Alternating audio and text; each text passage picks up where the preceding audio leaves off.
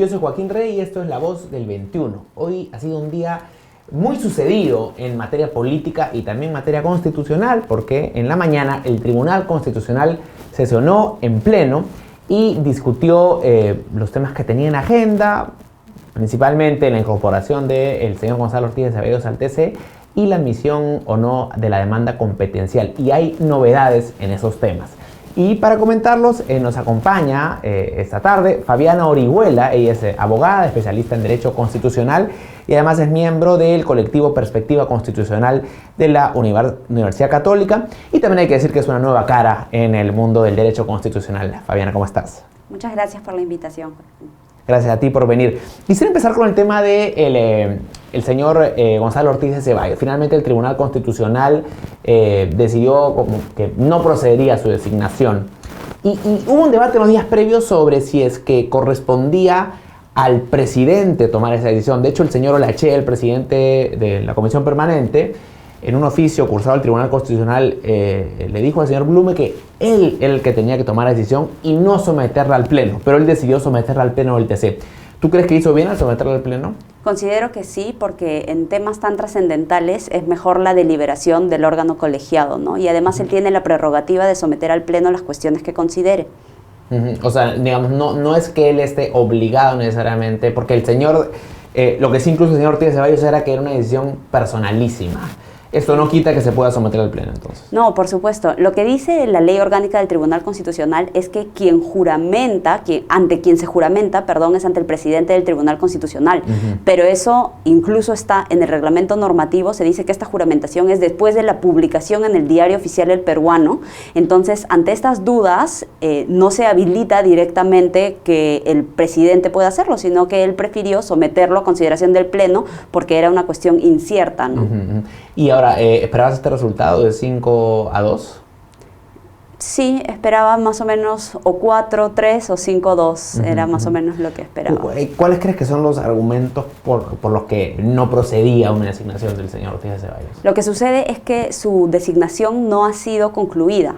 La elección del 30 de septiembre tiene todavía 2 recursos pendientes y cuando hay recursos pendientes todavía no está concluida y no debió emitirse una resolución legislativa aún hasta que se pronuncien sobre la reconsideración. Y esto será cuando tengamos un nuevo Congreso, es decir, el Congreso tendría que ver estos recursos de reconsideración. Así es, lo que sucede es que se está objetando y se dice que estos recursos de reconsideración no han frenado la elección porque fueron posteriores a que se cierre el acta, porque el artículo 58 del reglamento del Congreso te dice que las reconsideraciones se presentan hasta antes del cierre del acta o que se dispense esta, ¿no? Pero se presentó, por ejemplo, la de la congresista Patricia Donaire 2 minutos antes de este cierre, entonces estaba conforme al reglamento del Congreso, de modo que su elección no ha sido concluida, ¿no? Incluso entiendo que hay casos en los que se presenta incluso después del cierre del acta e igual se evalúa como práctica parlamentaria, sí, y también por acuerdo, o sea, el reglamento del Congreso específicamente te establece que antes del acta, pero por acuerdo de Pleno, hasta antes de la ejecución de acta se ha podido resolver reconsideraciones. Y eso es un criterio, desde el 2004. Ahora, si en el nuevo Congreso no están, como no van a estar aparentemente, quienes presentaron uno de esos recursos de revisión, eso no importa, igual el recurso sigue su curso normal. Por supuesto, lo que sucede con este nuevo Congreso que entraría el 2020 sería que continúan todos los trámites, todas las autógrafas, todos los proyectos, todos los dictámenes siguen pendientes y van a seguir su trámite porque no es un nuevo periodo, sino que van a completar un periodo, ¿no? Entonces, incluso estas personas podrían postular, los congresistas que han sido disueltos pueden postular, podrían ser electos, pero incluso si no postularan o si postulando no fueran electos, igual siguen los trámites que se quedaron pendientes en el Congreso. De acuerdo. ¿Para ti está claro que sí podrían postular? Para mí está claro que sí podrían postular. En la Constitución la única prohibición que para postular es la de la reelección por el periodo inmediato siguiente. Y periodo es del 2016 al 2021. Correcto. Tanto es así que en el artículo 134 y 135, de la Constitución se establece que estos congresistas que fueron disueltos ingresan, los nuevos, en las elecciones ingresan a completar el periodo. Incluso usan la palabra completar, ¿no? Ahora, quisiera pasar al tema de la demanda competencial que fue presentada por el señor Olaechea. Lo que sabemos hoy es que se ha designado a un ponente, ¿no? al magistrado Ramos. ¿Qué significa esto para quienes no somos especialistas en derecho constitucional? A ver, todas las causas que ingresan al Tribunal Constitucional, todas las demandas, así sea para procesos como el competencial u otro tipo de procesos como los amparos y habeas corpus, que son los más conocidos, o los procesos de inconstitucionalidad. Cualquier demanda que ingrese al Tribunal Constitucional se le asigna a un magistrado o magistrada ponente. ¿Qué quiere decir esto? Que esta persona, este magistrado o magistrada, va a hacer un proyecto sustentando una posición para declarar admisible, inadmisible, improcedente, fundada, infundada, etc. Esta persona se encarga de hacer el proyecto y luego lo somete a votación de los demás, de lo que corresponda, ¿no? Si es un caso que va al Pleno, como es el proceso competencial, lo somete a conocimiento del Pleno. Es decir, Carlos Ramos, el magistrado Ramos, va a hacer su proyecto, va a determinar él si considera que admite a trámite la demanda,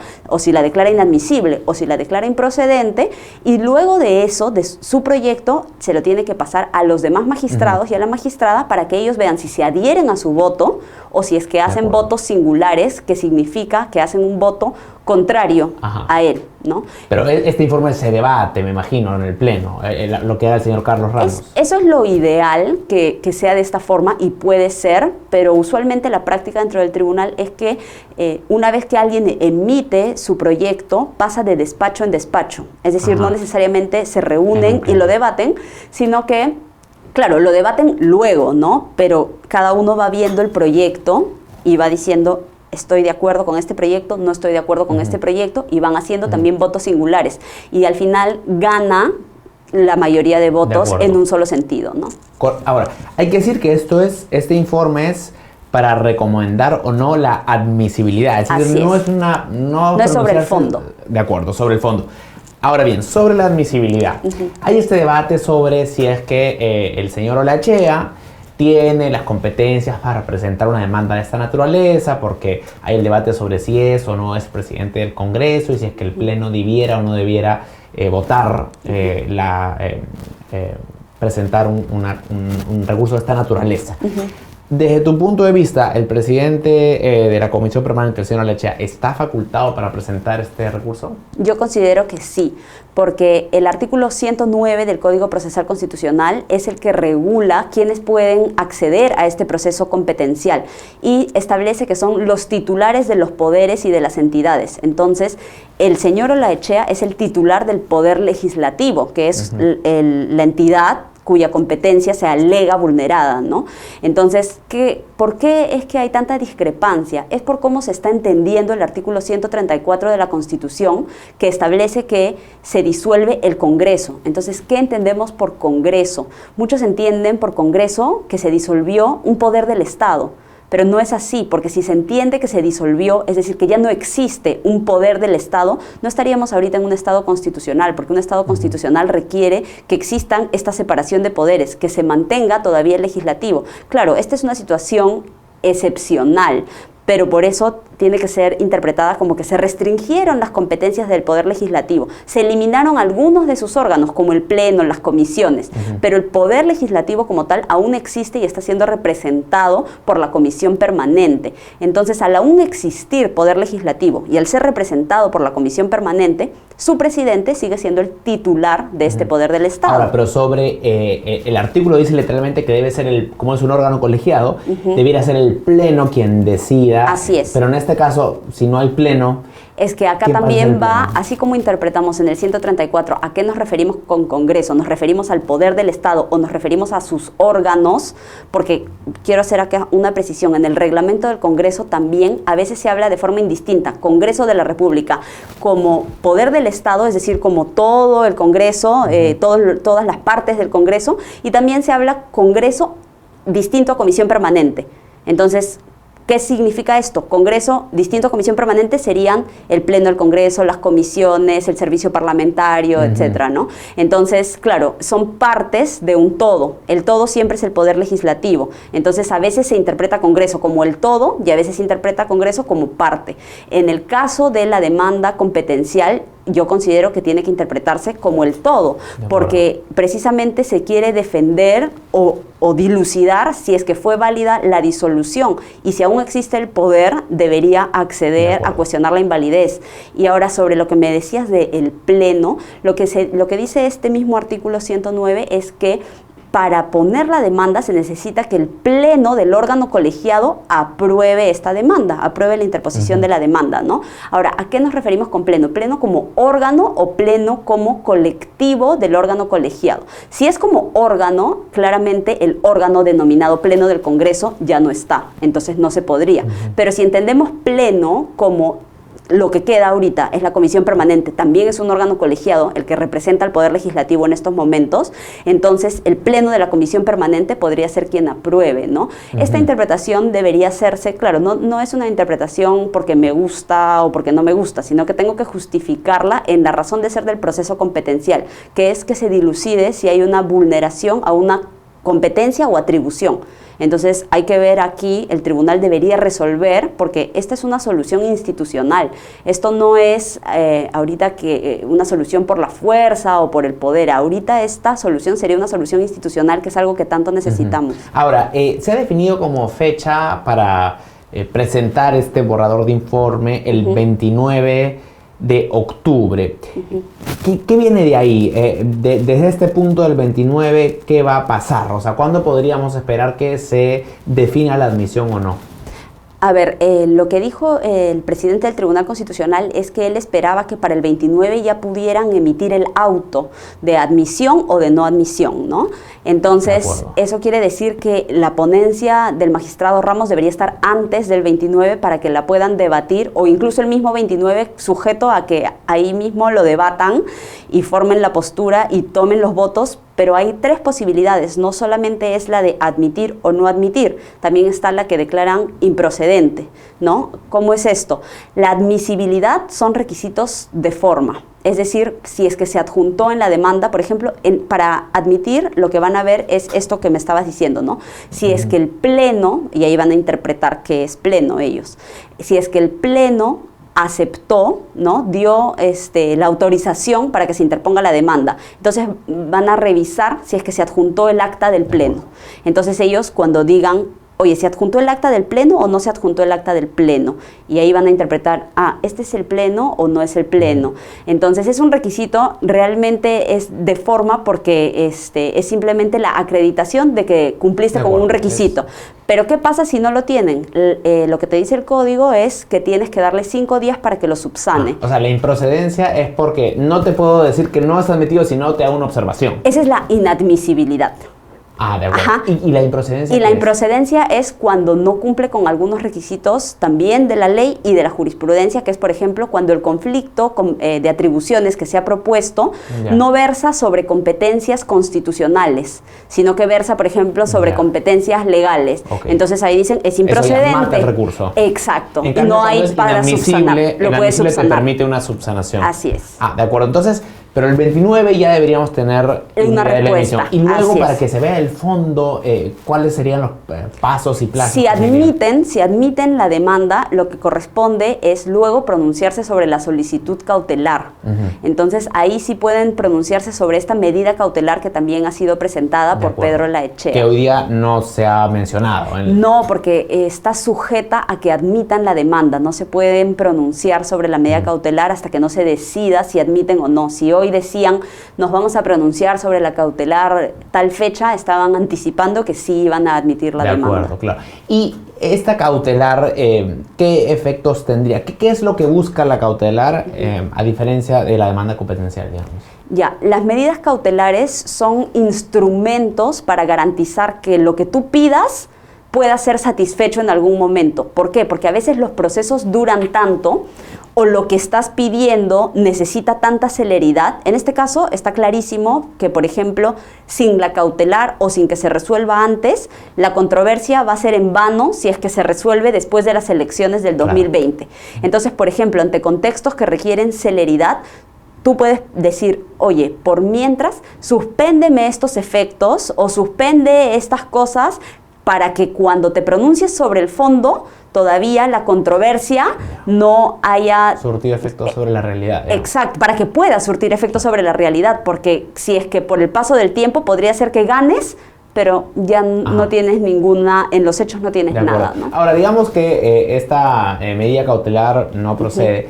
¿Qué pasaría si es que finalmente la demanda competencial se admite a trámite y finalmente el Tribunal Constitucional determina que sí hubo inconstitucionalidad en esta disolución, pero ya estamos muy cerca de las elecciones? ¿Es un proceso que se podría detener, crees tú?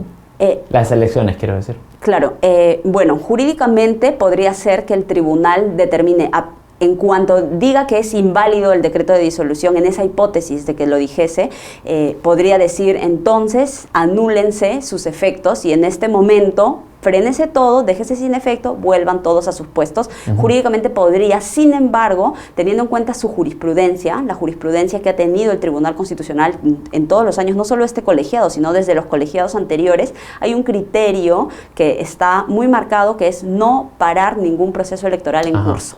Incluso cuando se han presentado procesos de tutela de derechos fundamentales, ¿no? Cuando algún postulante, alguna candidata o candidato ha visto vulnerados sus derechos y el tribunal les ha dado la razón y les han dicho, sí, te han vulnerado tu derecho, pero el proceso electoral ya está en trámite, debe continuar, ¿no? No puedo frenarlo. Entonces, incluso en esos supuestos... Se daría este proceso. Yo considero que no pararía. Pero ¿y podría el resultado de este análisis, si se determina que hubo algo de inconstitucional en el proceso, sí podría llevar alguna acción contra el presidente Vizcarra por una infracción constitucional? Podría, pero yo creo que aquí hay que tener mucho cuidado porque en una situación tan incierta que hasta requiere, y toda la población está esperando una respuesta también institucional del tribunal, y hay juristas que opinan A y juristas que opinan no A, y todos son y todas muy preparados. No debería penalizarse ni sancionarse ante contextos de incertidumbre y también atendiendo a un principio de legalidad, ¿no? Que cuando te sancionan tiene que ser por algo cierto e indubitable, ¿no? En este caso no es así. Hay espacio de interpretación. Y si hay espacio, entonces quiere decir que tanto el presidente Vizcarra como el presidente de la Comisión Permanente del Poder Legislativo están actuando conforme a una interpretación posible. Entonces, no considero que ninguno deba ser sancionado. Ahora, finalmente, también esta semana la Procuraduría del Ejecutivo ha presentado también una demanda por usurpación al presidente de la Comisión Permanente, al señor Olaechea, por haber firmado como presidente del Congreso, ¿no? Que es una atribución que desde el punto de vista del Ejecutivo él no tiene. ¿Qué te parece este recurso? Bueno, yo considero que esta denuncia no debería seguir el camino de una investigación, ¿no? La que tiene que decidir eso es la fiscal de la Nación, porque ante ella ha sido presentada la denuncia, ella va a tener que determinar dos cosas, ¿no? Si es que esta imputación supone un delito común o un delito de función. Si es que es un delito, si ella considera que es un delito común, que es como lo está enfocando la Procuraduría, entonces tiene que seguir el procedimiento de levantamiento de la inmunidad parlamentaria. Entonces, que la mantiene el señor Olaechea. Que la mantiene porque él sigue siendo congresista, ¿no? Sí. Entonces, e incluso si no lo fuese, tiene esta prerrogativa hasta un mes después del cargo, ¿no? Si determina que es delito común, entonces tiene que seguir el procedimiento de levantamiento de inmunidad. Pero para eso también se requiere la participación del Pleno. Si bien la Constitución dice que la inmunidad se puede levantar levantar por el Pleno o por la Comisión Permanente, la forma como ha sido desarrollada en el reglamento del Congreso establece sesiones ante el Pleno, ejercicio de la defensa ante el Pleno. Entonces, todas esas garantías procesales, volvemos al mismo problema y ahí sí establece la necesidad de una votación, etcétera. Pero sobre el fondo, ¿tú crees que ha habido usurpación de funciones? Yo creo que no ha habido usurpación de funciones, no solamente por el tema que te señalé, que ante incertidumbre no debería haber sanción, sino también porque ellos están diciendo que el delito es por continuar en el cargo a pesar de haber sido destituido, cesado, no me acuerdo los otros dos términos exactamente, pero no los congresistas o Pedro Laechea, que en la función en el Pleno que él tenía, no es que se ha disuelto, perdón, no es que se ha destituido ni ha cesado. Lo que ha pasado es que han revocado, el decreto de disolución utiliza este término, ¿no? Revoques el mandato de todos los congresistas. Entonces, claro, cuando en la denuncian a Pedro Laechea y a los demás por ejercer funciones distintas, realmente no es por haber sido destituidos, ni cesados, ni las otras causales que establece, sino por haber sido revocados. Y en el derecho penal no podemos hacer analogías. Entonces, a menos que la ley penal también hubiese dicho, ejerciendo el cargo después de haber sido revocado o disuelto, solo en ese supuesto quizá podríamos incluso discutirlo, ¿no? Pero en este caso, al no usarse la palabra disuelto o revocado en el Código Penal, no podemos aplicar analógicamente a que es una destitución, y además también se requiere el dolo, y ante esta incertidumbre no hay dolo. Claro, que aplica tanto, como dices tú, para el señor Laechea como para el señor Vizcarra, porque hay muchas áreas grises, ¿no? Por supuesto. Entonces, claro, condenar a alguien en un escenario de tanta incertidumbre quizás sería un exceso, ¿no? Así es. De acuerdo, Fabiana, te agradezco mucho, ha sido muy ilustrativo, y te comprometo, a seguir hablando en el futuro, porque van a ser meses donde necesitaremos la opinión experta de abogados constitucionalistas. Muchas gracias por la invitación. Gracias. Fabiana Orihuela es abogada, especialista en Derecho Constitucional y miembro del colectivo Perspectiva Constitucional de la Universidad Católica del Perú. Sigan atentos a nuestra programación. Con permiso.